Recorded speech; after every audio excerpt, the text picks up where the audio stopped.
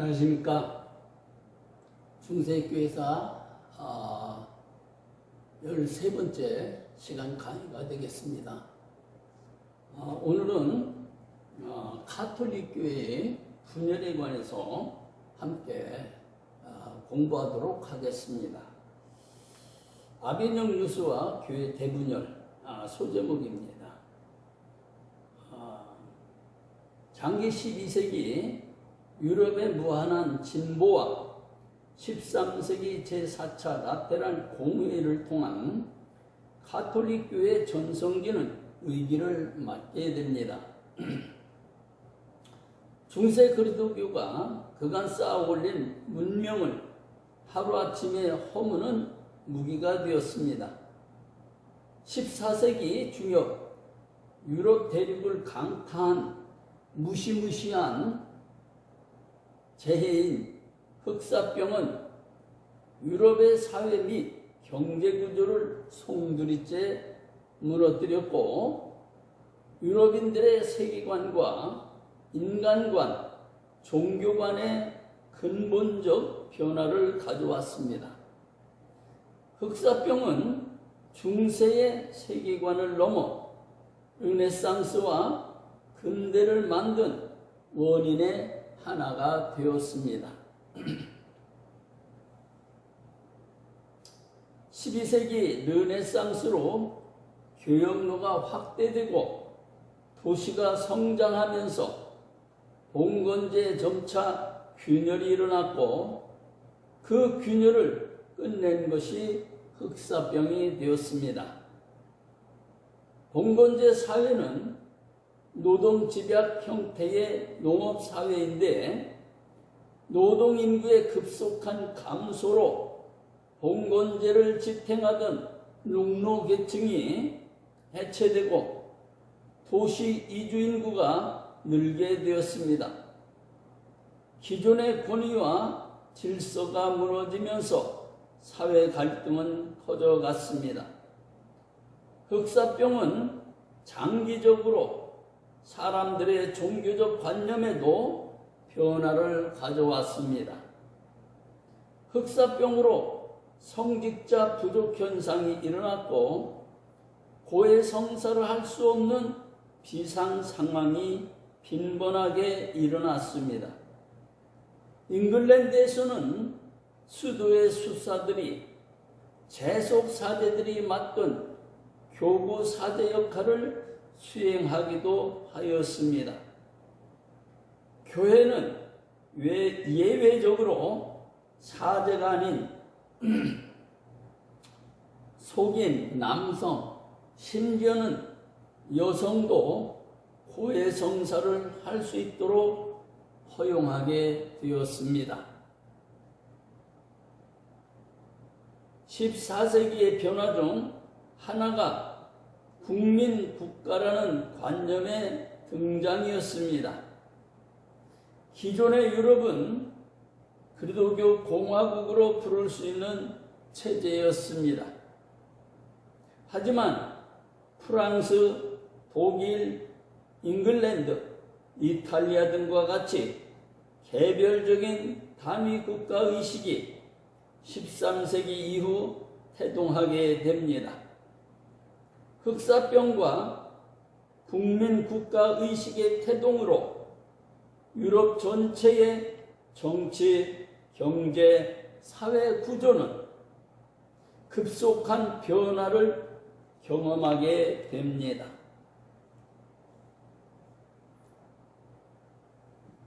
교황과 세속 군주의 갈등에서 세속 권력이 교황을 압도하게 됩니다.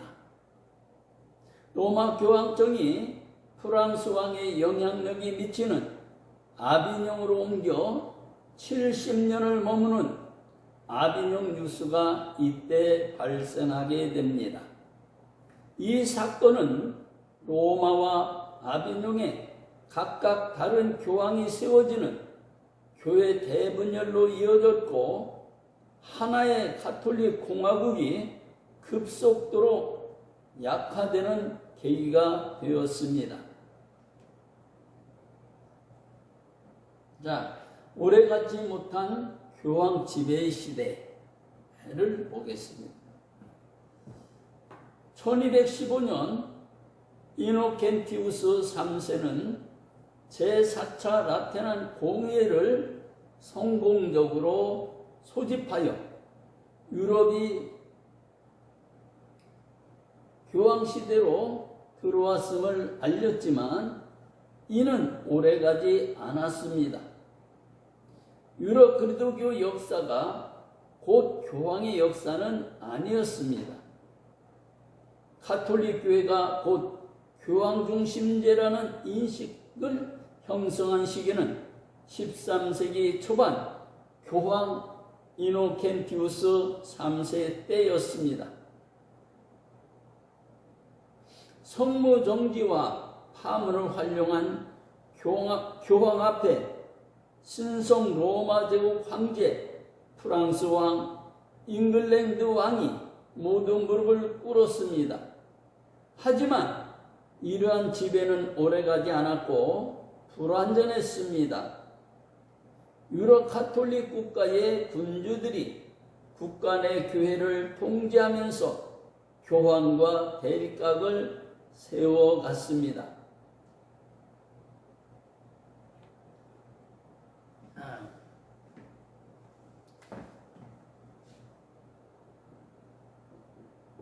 로마 교황청, 그러니까 교황이 모든 교회를 지배하고 총괄했습니다. 그러니까 이렇게 되다 보니까 유럽의 모든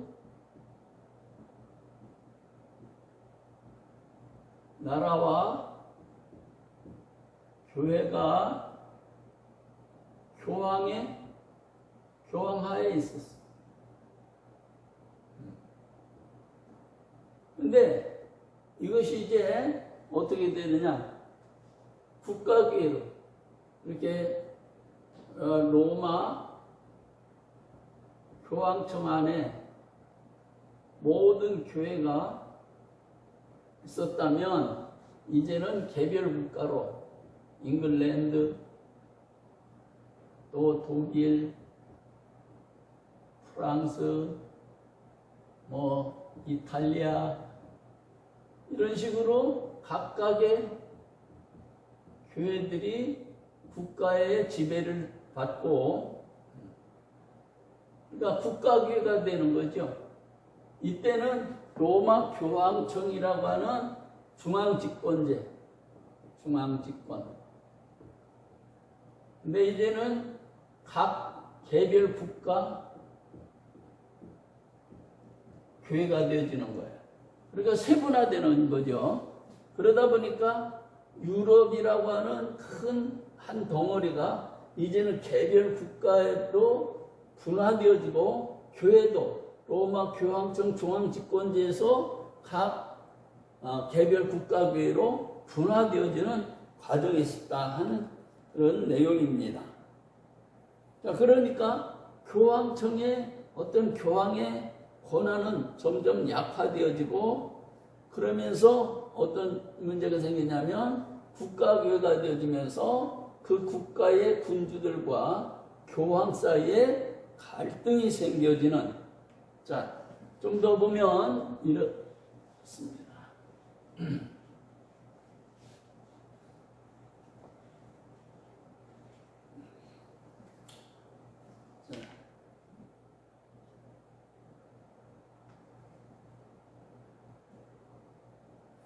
유럽 가톨릭 국가의 군주들이 국가 내 교회를 통제하면서 교황과 대립각을 세워갔다 하는 얘기입니다. 국가 관료이자 가톨릭 교회 성직자라는 이중 신분을 지닌 국가 내 고위 성직자들이 교황권과 세습권의 대립 가운데서 점차 세습권에 종속되어 갔다고 합니다. 무슨 얘기냐면 당시에는 성직자들이 국가의 관료도 맡고 교회에 그러니까 이중직이었다는 겁니다. 이중직. 두 가지의 이런 국가의 관료도 하면서 또 교회 성직자도 맡고 있으니까 그러면 이쪽에서는 왕의 지배를 받게 되겠죠. 이쪽으로는 교황의 지배를 받아야 되고 그러다 보니까 여기에서 갈등이 일어나는 거죠. 왕의 지배, 교황과 세속 군주의 갈등 사이에서 이 성직자들이 점점 세속의 군주에게 줄을 서게 된다. 줄을 서게 되었고 그쪽에 가까이 가게 되었다고 하는 것입니다. 정치적 차원에서 16세기는 의 종교개혁은 가톨릭의 부패 때문에 나왔다기보다는 각 국가가 자신들의 종교를 스스로 정하는 국가 종교 시대로 전환된 것에 가깝습니다. 그러니까 국가교회로 각각의 로마 가톨릭의 교황청을 중심으로 한 하나의 유럽 사회가 이제는 각각 개별 국가교회로 분화되어지면서 그것이 하나의 종교개혁이 되어지는 모티브가 됐다고 하는 것입니다. 독일이 루터파를, 잉글랜드가 국교회를, 프랑스나 에스파냐는 가톨릭을 국가종교로 삼은 것입니다. 프랑스는 가톨릭을 유지했지만 교황보다 국가나 군주의 권위를 우위에 두는 갈리카니즘을 발전시켜 왔고 이는 국왕이 종교 수장인 잉글랜드의 앵글리카니즘과 큰 차이가 없었습니다. 그러니까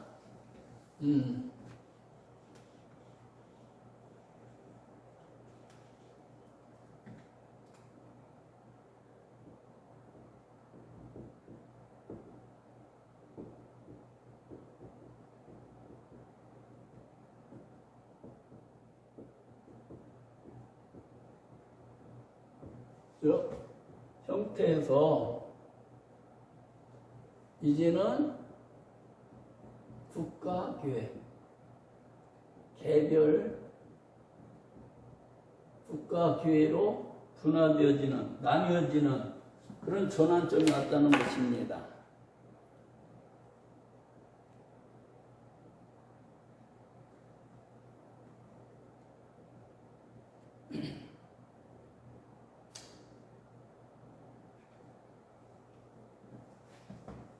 자, 또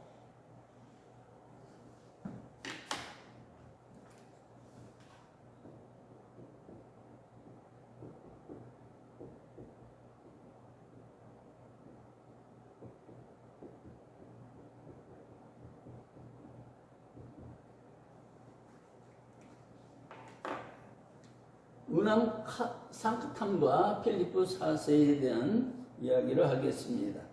가톨릭 교회가 삶의 중심이었지만 교황이 유럽 세계의 정점이라는 의미는 아니었습니다.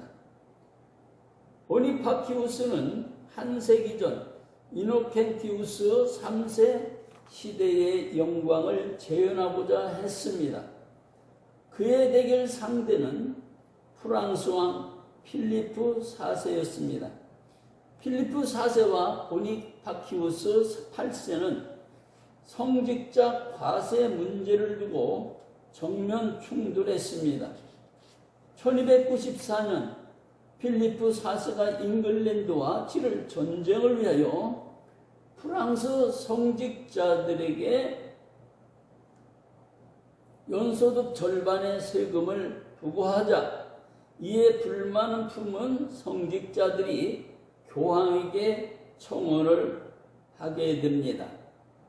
이에 교황은 세속군주의 성직자 과세를 금지하는 교서를 내렸고, 필리프는 물러서지 않고 교황령과의 모든 교역을 금지하는 초강수로 교황을 압박했습니다. 결국 교황은 머리를 숙였고, 교황의 동의가 없어도 비상 상황에서는 국왕이 성직자들에게 과세를 할 수 있음을 인정했습니다. 그리고 유화책으로 필리프 4세의 조부 루이 9세를 성인으로 시성했습니다. 하지만 이 어정쩡한 봉합마저 오래가지 못하였습니다. 1301년 필리프 4세가 프랑스 주교 한 사람을 반역 혐의로 체포하고 투옥하여 세속 법정에서 재판하는 일이 벌어졌는데, 필리프 4세는 프랑스 주교와 귀족들을 모으고 교황에게 맞설 것을 요구하게 됩니다. 주교들은 결국 필리프 4세를 지지하였습니다. 보니파키우스 8세는 더 이상 물러날 곳이 없게 되었고, 1302년 11월 10일 교황은 중세 교황 교서 중 가장 유명한 우남 상트탐을 반포하게 됩니다. 우남 상트탐 3조는 그리도로부터 그리도의 대리자인 베드로의 후계자인 교황으로 이어진 한 머리를 둔 한 몸이라고 교회를 규정했습니다. 신으로부터 인정받은 단 하나의 머리로 교황을 자리매김한 것입니다. 그러니까 이 우남상크탐이라고 하는 것은 교황과 황제의 갈등 사이에서 교황은 자신이 그래도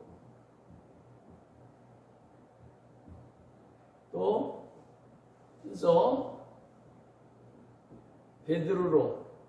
베드로에서 교황으로 이어지는 그 어떤 권위, 그러니까 교황은 그리도로부터 그리도가 베드로에게 어떤 그런 자신의 어떤 권위와 모든 것들을 넘겨주고, 또 베드로는 초대 교황으로서 교황에게 모든 그런 교회의 지도자와 권위를 이어주는, 그래서 교황이 교회의 머리가 되어지고 그리도의 후계자라고 하는, 베드로의 후계자라고 하는 것을 주장했다는 것이죠. 이 우남상크탐이라고 하는 교령을 통해서, 교시를 통해서 자신이야말로 그리도와 베드로를 잇는 그런 정통, 교회의 머리고 우두머리고 지도자라고 하는 것을 주장하면서, 그러면 어떻게 되겠습니까?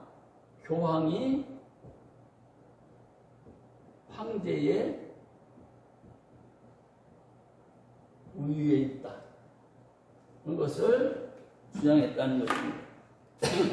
제4조는 교권은 교회가 스스로 행사하는 것이며 속권은 교회가 왕과 군인의 손에 위임하여 이루어지는 것이라고 보았습니다. 즉 세속 권력은 교회 의지에 따라 행사되어야 하므로 교회 권력에 종속되는 것이 당연하다. 그래서 교황은 모든 사람을 심판하지만 자신은 아무에게도 심판받지 않는다는 것입니다. 자, 다시 또 조금 더 부연해서 설명을 드리면 이런 겁니다.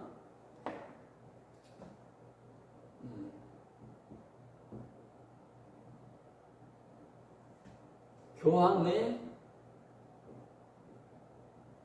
본인은 그리스도로부터 받은 것,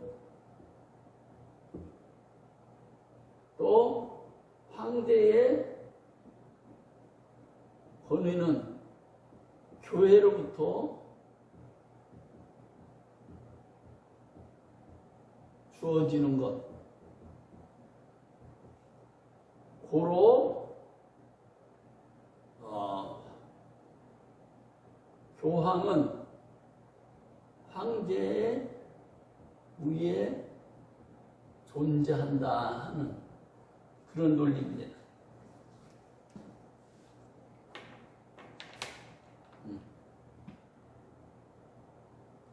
세속 권력은 교회 권력에 종속되어야 되고 교황의 어떤 지시나 지도에 따라야 된다 하는 그런 논리가 되겠습니다.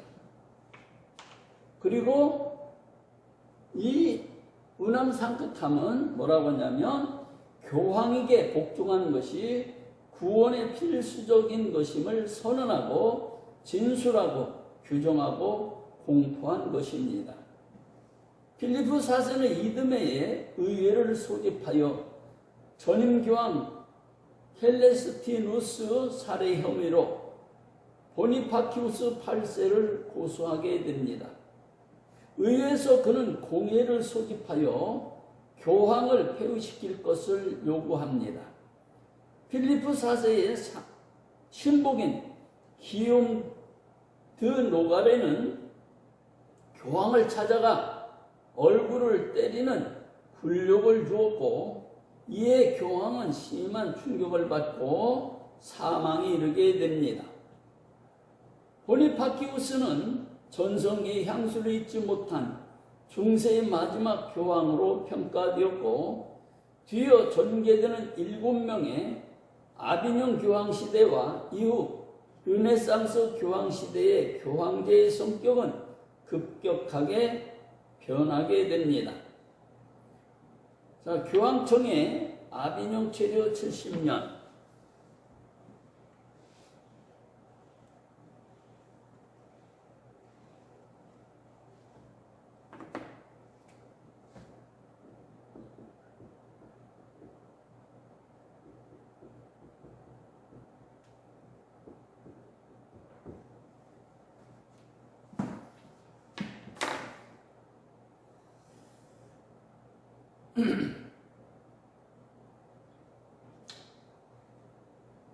보니파키우스 8세의 사후 교황청은 혼란을 수습하기 위해 이탈리아 출신 교황 베네딕투스 11세를 선임하지만 8개월 만에 사망에 이르게 됩니다.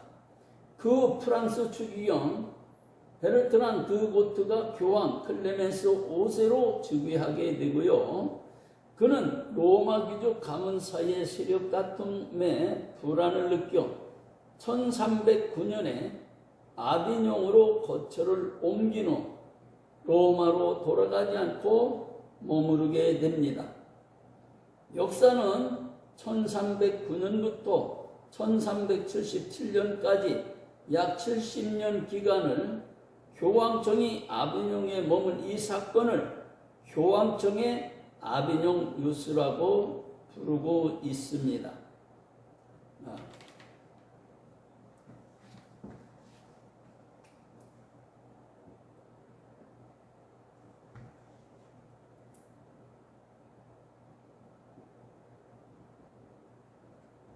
로마 교황청이 해서 아비뇽으로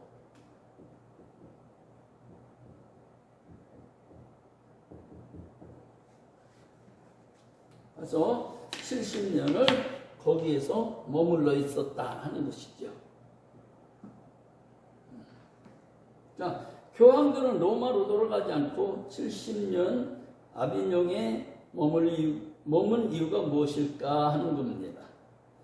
교황들은 무정부 상태인 그곳이, 즉 로마가 위험하다고 판단하였습니다. 늘 불안한 로마에 비해 아비뇽은 여러모로 안전한 도시였기 때문입니다. 그럼에도 아비뇽 후기 교황들은 로마로 돌아가려는 시도를 계속했습니다. 아비뇽에서 교황은 프랑스 왕과 프랑스 출신 추기경들에게 휘둘릴 수밖에 없었기 때문이었습니다.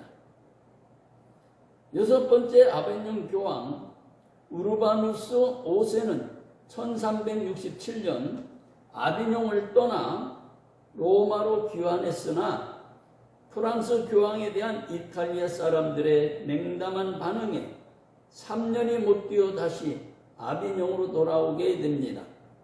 마침내 그 후임으로 선출된 그레고리우스 11세 교황이 1377년 로마로 귀환하면서 70년의 긴 아비뇽 뉴스를 마감하게 됩니다.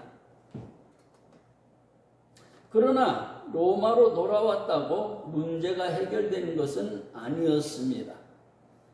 전에 없던 갈등과 분열의 씨앗이 뿌려졌습니다.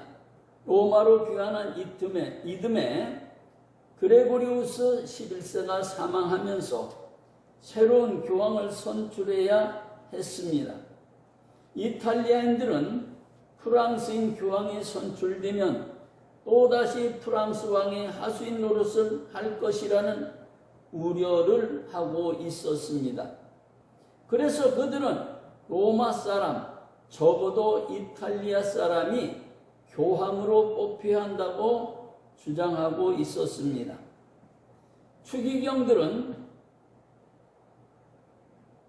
대주교 바르톨로메오 프리냐로를 교황 우르바누스 8세로 선출했습니다. 이탈리아 사람이었지만 로마 시민들은 만족했습니다. 다수의 프랑스 추기경들이 포함된 추기경단이 프랑스인도 아니고 추기경도 아닌 대주교를 교황으로 선출한 것은 정치적 타협의 산물이었습니다. 프랑스 추기경들은 교황에게 전임 교황의 조카를 추기경에 임명해 줄 것과 자기 친구들에 대한 특혜를 교황에게 요구했습니다. 하지만 교황은 취임 직후 부재 성직으로 수입을 얻는 성직자들을 비난하였고 추기경들의 호화로운 삶에 대하여 비판하였습니다. 또한 행실이 바르지 않은 추기경들의 직위를 박탈하겠다고 경고했습니다. 자, 로마 교황이냐 아비뇽 교황이냐 하는 그런 선택을 해야 될 그런 또 대립 교황제가 이제 세워지게 됩니다.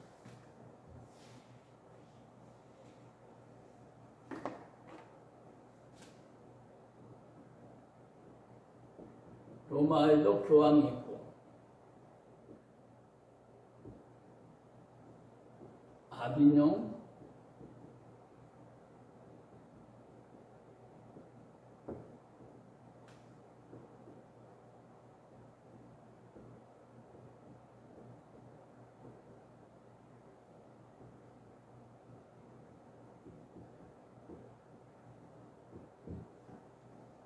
로마에도 교황이 있고 아비뇽에도 교황이 세워지는 그런 이상한 사태가 벌어지게 되어지고 결국 두 명의 교황이 세워지는 그런 시대가 열리게 됩니다.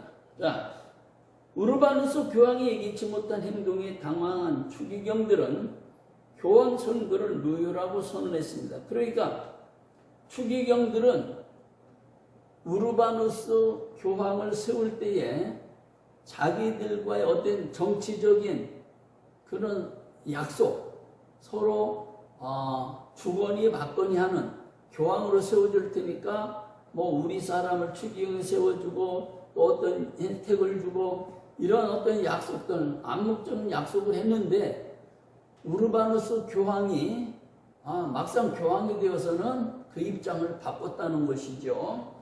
그래서 여기서 추기경단들이 배신감을 느끼고 우르바누스 교황을 선거한, 투표한, 세운 것이 무효라고 선언했다는 겁니다. 로마 폭도들의 위협 때문에 콘클라베에서 정상적인 의사결정을 할 수 없었다는 것이 이유였습니다. 그러니까 로마의 어떤 폭도들이 위협에 의해서 어쩔 수 없이 우르바누스 교황으로 세웠기 때문에 그 자체가 무효라고 주장했다는 겁니다. 그들은 자신들이 뽑았던 교황 선출이 불법임을 선언하고 콘클라베를 다시 진행했습니다. 추기경단은 르베로 드 제네바 추기경을 클레멘스 7세로 선출했습니다. 우르바누스 6세가 순순히 물러날 리 없었습니다. 그는 곧 24명의 추기경을 임명했습니다. 그중 20명이 이탈리아 사람이었습니다. 새로 선출된 클레멘스의 선택지는 로마 혹은 아비뇽이었습니다.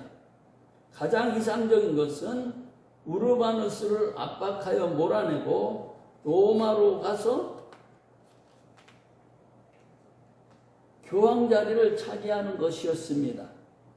그는 용병을 모집하여 로마로 진격하려 하였지만 실패하고 이후 아비뇽으로 행선지를 정했는데 대립교황 체제가 장기화될 수밖에 없는 선택이었습니다.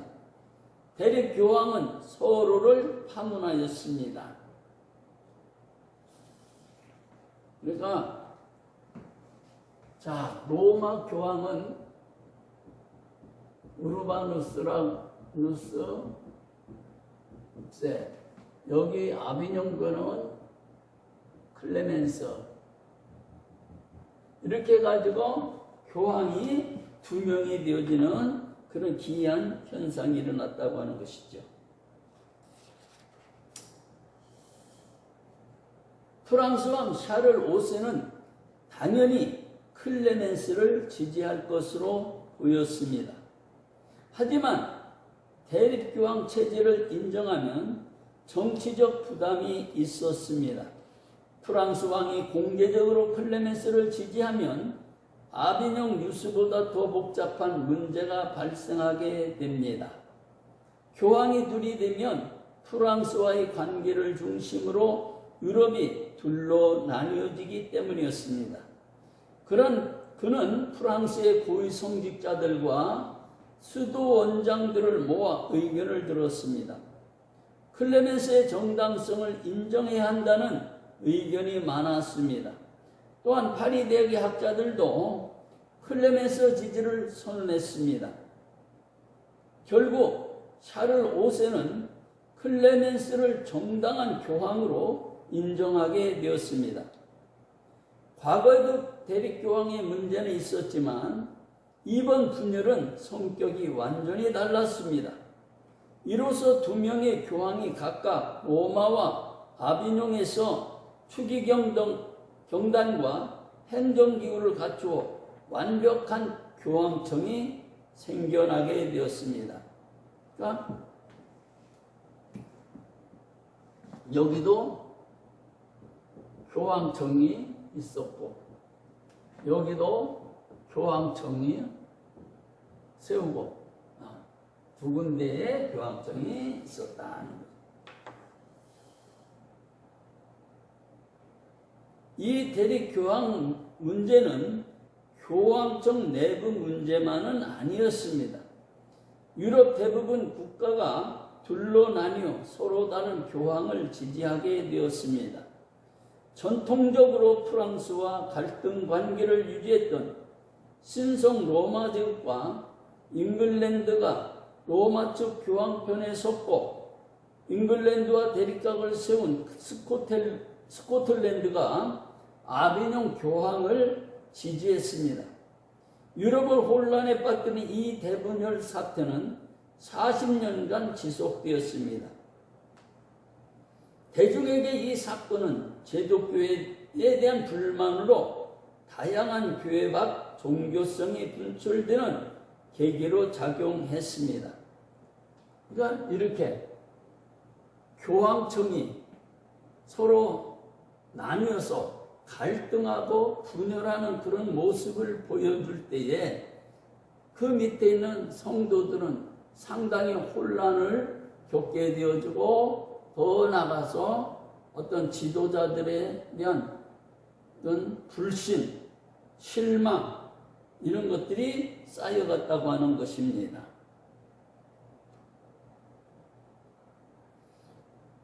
그리고 교황제도 자체에 대해 근원적으로 문제 제기를 하는 학자들도 나왔습니다. 교황의 제도에 대한 어떤 부정적인 그런 주장들이 나왔고, 그래서 아비뇽 교황청 말년에 교회 분열을 목도한 옥스퍼드의 신학자 존 우클리프에게 대분열은 교황 한 사람에게 권력이 집중됨으로써 생기는 필연적 사건으로 보았습니다. 그는 이 사건을 교회 타락의 정점으로 더 나아가 교황을 적그리도라 비난했습니다. 교회 내 대분열은 종교 문제로만 그치지 않았고, 이 분열 때문에 교황은 유럽 정치 지형도에서 주도권을 상실하게 됩니다. 그러니까 어떤 그런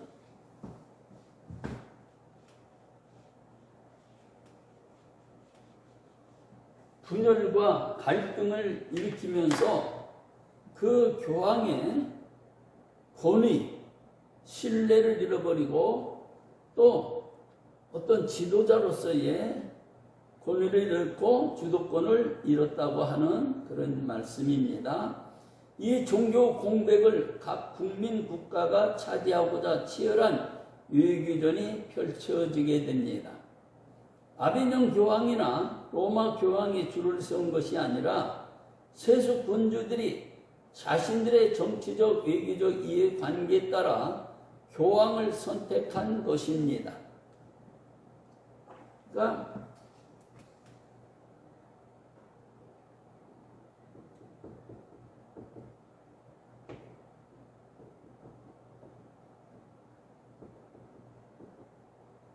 따라 여기에 이렇게 어떤 지지하고 나라들이 이렇게 줄을 섰다고 하는 것이죠. 그래서 유럽이 결국 분열하는 상황.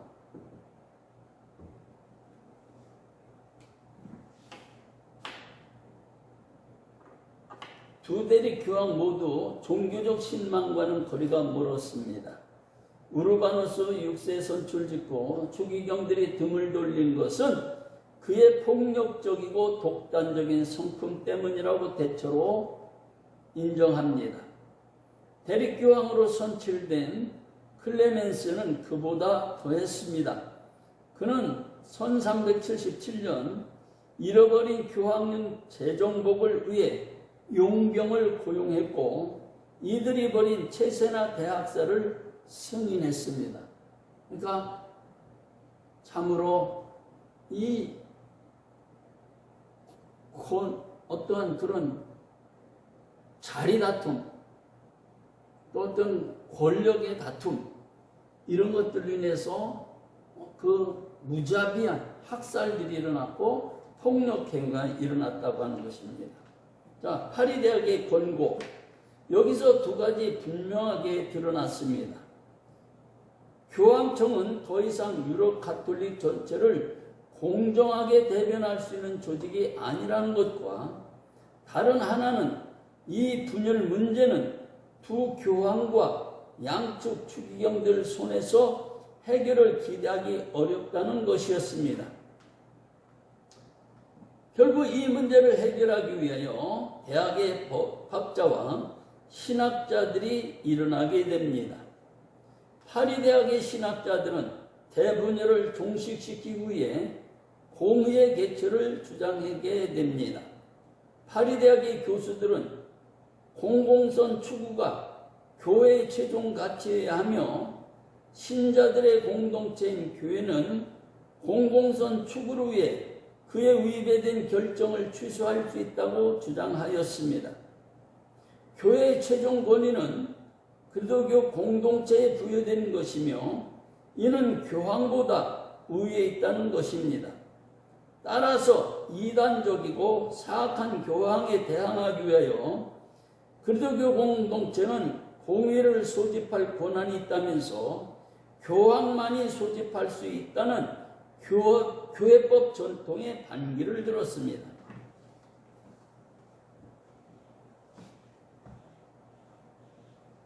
이제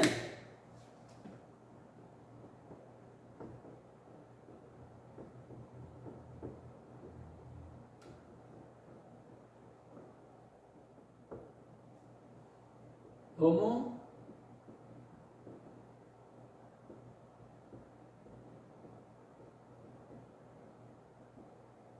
중되고 그것은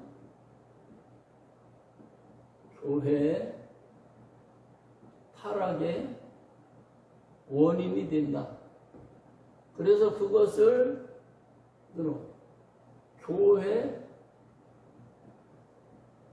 공동체가 교황의 우위에 있다.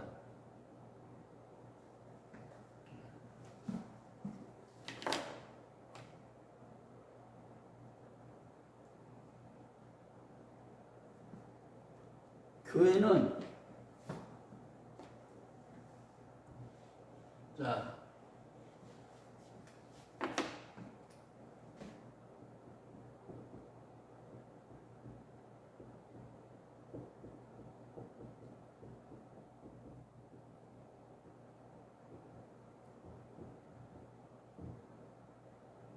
이것을 알 수 있는 게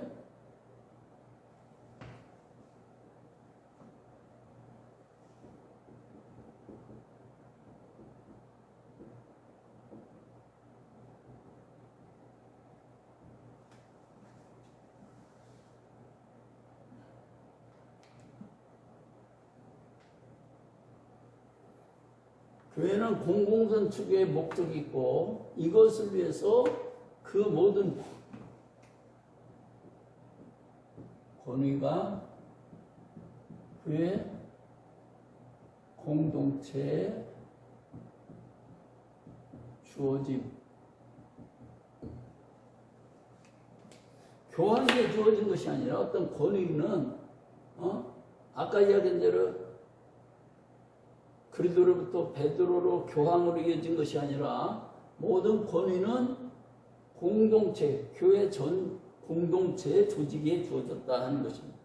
1384년 파리 대학에서는 공예 개최, 양측의 타협, 두 교황의 사임 등 세 가지 안을 논의한 후 두 교황 모두 사퇴하도록 권고했습니다. 사퇴하고 다시 교황을 선출하면 번거로운 공의를 거치지 않아도 되었기 때문입니다. 이 세 번의 기회가 모두 찾아왔으나 결국 실패로 끝나고 말았습니다. 교황과 추기경단이 스스로 문제를 해결하지 못하자 결국 군주들이 나서게 되었는데요. 프랑스와 잉글랜드 대표단이 양측 교황을 만나 사퇴를 촉구하였습니다. 먼저 프랑스가 베네딕투스에 대한 지지를 철회하였고 그러나 베네딕투스는 아랑곳하지 않고 버텼습니다. 그는 로마 교황에게 만나서 타협할 것을 제안했습니다. 그러나 이는 1404년 로마 쪽 교황이 사망하면서 무산되었습니다. 사임 강권과 타협 권고가 지루하게 반복되는 동안 베네딕투스는 꿋꿋하게 자리를 지켰습니다. 이제 그의 상대는 1406년 80의 나이로 교황이 된 로마 쪽 그레고리우스 12세였습니다. 양측이 팽팽하게 맞서는 가운데 해결책은 공의의 소집뿐이었습니다. 1408년 6월 29일 양측 추기경단은 두 교황에게 자진 사임을 요구하였습니다.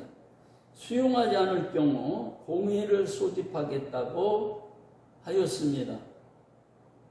이듬해인 1409년 3월 추기경들은 이탈리아 피사에서 공회를 소집하였습니다. 파리대학 신학자들이 공동체의 공공선을 성취할 목적이라면 교황이 아닌 그래도 공동체가 요청하여 공회를 소집할 수 있다고 주장한 지 30년 만의 일이었습니다. 이 논의는 그 한 세대 동안 공의회주의라는 이론으로 정교하게 발전합니다. 1409년 피사 공의회는 30년 이상 지속된 교황청의 파행을 바로잡기 위한 전 유럽적 조치였습니다. 피사 공의회의 목적은 오직 교회 대분열을 끝내는 것이었습니다. 공의회는 아비뇽의 베네딕투스 13세와 로마의 그레고리우스 12세를 교회 분열의 책임을 물어 파문하고 교황에서 축출한다고 결정했습니다. 공의회는 공석이 된 교황직을 채우기 위해 양측의 추기경단에게 교황 선출을 위임했습니다. 추기경단은 만장일치로 밀라노 추기경 피에트로 필라르기를 새 교황으로 선출했습니다. 그가 교황 알렉산드로 5세입니다. 드디어 양측 모두의 지지를 받는 분열을 통합하는 교황이 탄생한 것이었습니다. 분열이 종식되었다는 안도감과 함께 또 다른 일이 벌어졌습니다. 그레고리우스 12세는 자신의 세력을 규합하여 같은 기간 이탈리아 치비달레에서 독자적으로 공회를 열어 피사에서 선출된 알렉산드로 5세를 파문하였습니다. 결국 2명의 교황을 폐위시키고 1명의 교황을 선출하려던 공회는 오히려 한 몸에 3개의 머리가 있어 각자의 정통을 주장하는 괴물을 낳은 것으로 끝이 나고 말았습니다. 교회 대분열의 문제를 해결하지 못했다는 점에서 피사의 공회는 실패했습니다. 그러나 피사 공회가 남긴 유산은 곧 다가올 미래를 예견해 주었습니다. 교회의 최고의 권위는 교황이 아닌 교회 공동체가 보유한다는 주장은 곧 국민국가에 종속될 교회의 모습을 미리 보여주었습니다. 또한 유럽의 서구 군주들이 모두 합의하지 않는다면 하나의 가톨릭 교회는 존재할 수 없음도 확인했습니다. 중세말로 가면서 중앙집권제 국가와 국민의식 형성은 교황이나 교회가 세속 정치에서 수행하던 역할을 제고하게 되었습니다. 그러나 돌아가지 못할 옛 영화를 회상하느라 교회는 변하는 시대를 읽지 못하였고 종교로 인한 유럽 분열은 16세기 종교개혁에서 시작된 것이 아니었습니다. 루터의 종교개혁에서 시작된 각 지역의 프로테스탄트 종교개혁은 오래된 분열의 마침표일 뿐이었습니다. 그 내리막길은 교황 보니파키우스 8세의 정치적 패배와 1309년 아비뇽 뉴스부터 길게 이어졌습니다. 여기서 주목해야 할 단어는 국가가 되었습니다. 국민국가의 출현과 성장으로 하나의 가톨릭 교회는 각 교회의 정체성에 부합하는 국가교회로 분화되었습니다. 이상 오늘 이 시간 강의를 마치도록 하겠습니다.